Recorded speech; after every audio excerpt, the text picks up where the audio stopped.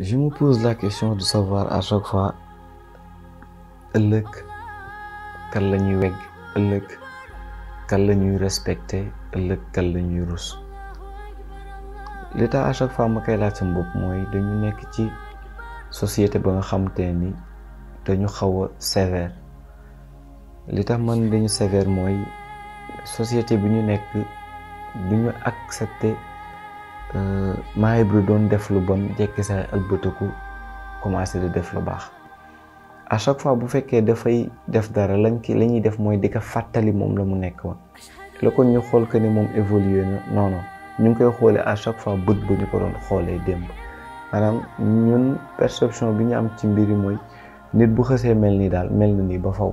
mooy comme ni ñu koy defee ci lu baax noonu itam na ñu koy defee ci lu bon. nit ki bu baaxee baax na ba faw bu bonee bon na ba faw. dafay delluwaat rek ci li ma doon wax ni nit ki kenn waru ko juger li tax mooy nit ki li koy conditionné en quelque sorte muy ngëmam yeneen temps li sam daf ñuy wax nañu ni ñu koy feddal. li tax ñu koy feddali mooy ngëm googu mën na changer en quelque ci waxtu wu bref ngëm googu noonu mën na changer maanaam nit ki mënoon na baax léegi nii ba benn niveau bi en fraction de seconde mu daal di baisser si saa si mais aussi tamit nit ki mënoon na nekk nit koo xamante ay jëfam rafetul mais aussi en quelque temps mu changer. moo tax may wax ni ngëm daanaka tapis de course la mooy tapis roulant yi nga xam ne moom la ñuy entraîner au fur et à mesure ngay def ay force tapis bi dalay delloo ginnaaw mais di nga conserver rythme bi nga yoroon mais il suffit nga bàyyi ko tuuti rek da ngay dellu ginnaaw boo yokkee sa vitesse nag ça veut dire que di nga dépasser fa nga nekkoon. moo tax ngëm dafa doon loo xamante ni à chaque fois kon da nga koy toppatoo di ko toppatoo waat di ko saytu di ko defar di ko defaraat pour soit préserver ko mu yem niveau bi mu yemoon wala soit ngay yéegal ko quoi mais il suffit nga bàyyee ko tuuti rek day daal di wàcc. man li ma bëgg wax mooy ngëm du looy am nii rek atteindre nga ko après jeex na mën nga dem doxi say soxla noonu chaque jour da nga koy entretenir di ko entretenir di ko entretenir parce que il suffit nga sàggal un laps de temps rek da ngay daal di chuter. moo tax nag ma ne à chaque fois kon ñun dañu war a def attention si loolu parce que tey Assane Fall mën naa ko xool nit ku bon la ma yaakaar ne loolu continuer fekk ci diggante bi tuubal na suñu borom bi nga xam ne nee na boolem bàkkaar yi da koy jéggale tuubal na suñu borom ba suñu borom ba azza wa jalla jéggal ko ba mu commencé defar xolam ba nekk beneen nit bu mu nekk la te ñun ñëpp defe naa mën nañ ci jël ay exemple yu di en commençant par man maanaam am na benn stade boo nekkoon boo xam te léegi sañatoo ko mais nag malheureusement nit ñi buñ lay juger dañ lay juger par rapport ak na nga meloon ba léegi ah diw de na mu meloon moom la mel ba léegi. moo tax ne à chaque fois muy tiit naan ko ñun ëllëg kan la ñuy wekk parce que ñun vu que ni nga meloon nan ngay continuer de mel rek bu ñu loo continuer loolu mooy société bi fi mu jëm ci kanam kenn dootul wekk kenn dootul rus kenn dootul jox cër kenn parce que ñun génération actuelle bi koo si gis mu ngi fecc koo si gis mu ngi woy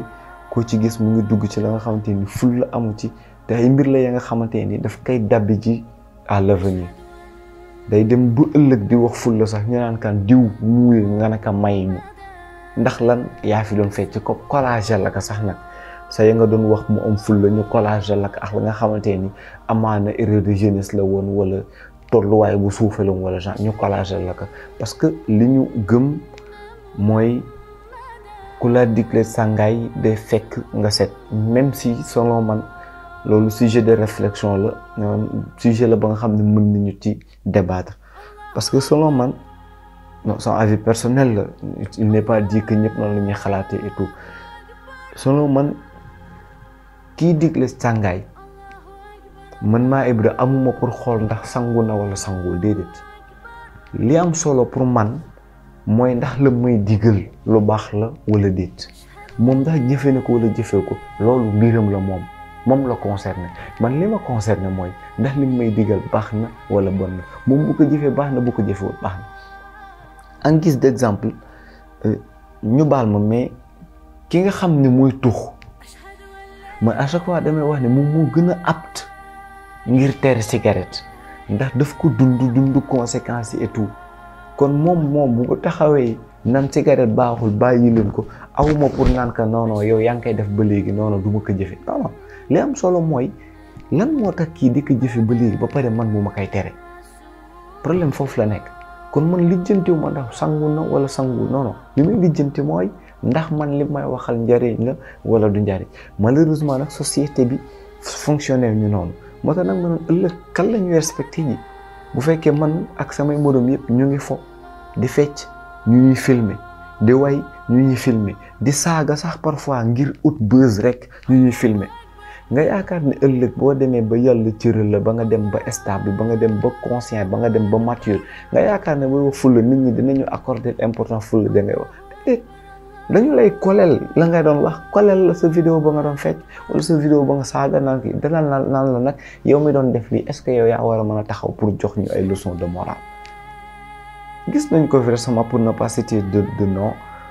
am na ku populaire ku génnoon ndeysaan wax ay kàddu ba mu waxee ba pare nit ñi la ñu def rek mooy daal di génnee vidéo yoo xamante ni yàgg na collagel ko pour wan ne que yow tu n'es pas une personne crédible. Tu n'es pas apte pour donner des leçons de morale aux gens te fekk ce n'est pas le cas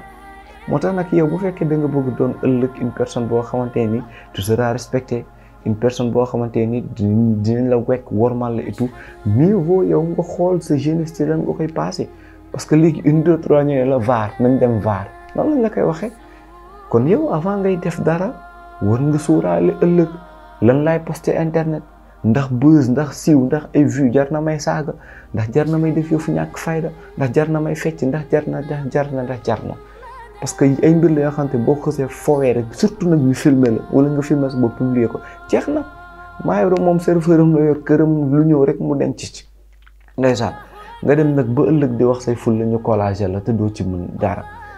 ci loolu aussi fi muy tëjee mooy xale yi nañu leen protéger ndax xale bi conscient wagul ràññeegul dara et tout ndeysaan ñu koy filmer mën naa wax sans son aval parce que amagul maturité pour distinguer le bien du mal nga koy filmer moom xale bi ndeysaan muy wax yenn yi nga posté sur internet ñëpp tasaare ndeysaan te ñun ñëpp xam nañu ni nit ki am na fooy toll yow si sa bopp sax la nga waxoon démb da nga koy remettre en question parce que si diggante bi sa xel màgg na fi et tout ça boo sañoon li nga waxoon démb sax da nga koy effacer daal di ko actualiser waat parce que sa maturité yeggul woon fenn fi ko kon imagine toi xale bi nga xam ne moom ngay filmer nii ndeysaan dès le bas âge di ko filmer yoo wax yenn wax ngay dugal internet bu màggee ba yàlla ndeysaan dénk ko yenn responsabilité yi est-ce que doo ko lor est-ce que doo ko tooñ parce que boobaa li mu wax léegi moo koy dal day wax lu am fulla ndeysaan nga gis benn maag rek collage ko nekk yow may ñu yow ba nga nekkee xale nga commencé ñàkk fayda def yi fu ñàkk fayda ba ni nga màggee kon du yow yaa ñu jox ay leçons de morale kon xale bi protéger ko xale bi sécuriser ko de sorte que ëllëg kenn du am fu mu ko jamee waxuma sax nga koy filmer mais xale bi rek déjà waroo ko bàyyi muy exposer boppam ci ay TikTok ak lu mu mën ci doon genre di def yoo xamante ni ëllëg daf koy regretter sa gëm mag mooy am benn âge bi di wax loo xamante ni dans une semaine dans un mois dans un an mu regretter ko daal di defaraat wax ji sàkkamtuma la xale bu ndaw bi nga xamante ni ràññeegul maanaam nekkagul koo xamante ni pare na pour distinguer le bien du mal day def rek te boo xoolee nit ñi le plus souvent ci internet bi li ngay njëkk jàng ci ñoom mooy immaturité maanaam ils ne sont pas du tout matures parce que yenn yi ko mature di sóoraale ëllëg doo ko def mooy la mu doon wax rek nit ki dafa war a waajal avenir mais buñ ne avenir est-ce que avenir mooy ngay waajal sa avenir ay dem jàngi pour ëllëg nga stable financièrement non xamoo yàlla ëllëg la lay dénk ci wàllu ay poste moo xam imam nga nar a doon moo xam ab oustaz nga nar a doon moo xam am ministre nga war a doon ak loo mën ci doon te nit ñi ñàkk nañ ñàkk kersa goo xamante ni lépp luñ mën a def pour nuire la rek dinañ ko def jaral na la ñu dem génne ci say archive ngir yàq sa der jaral na la ñu dem génne say archive ngir dindi ci crédibilité bi nga amoon kon ngelawaay lépp looy def ci jamono ji na nga sóoraale ëllëg ban répercussion la mën a am ci dund kon nañu protéger suñu bopp mais aussi ce qui est plus important mooy xale yi ñuy exposer ci internet bi aussi ñu éviter ko di leen jéggalu ci kàddu yi waaye xir dox waa na alhamdulilah rabbil alamin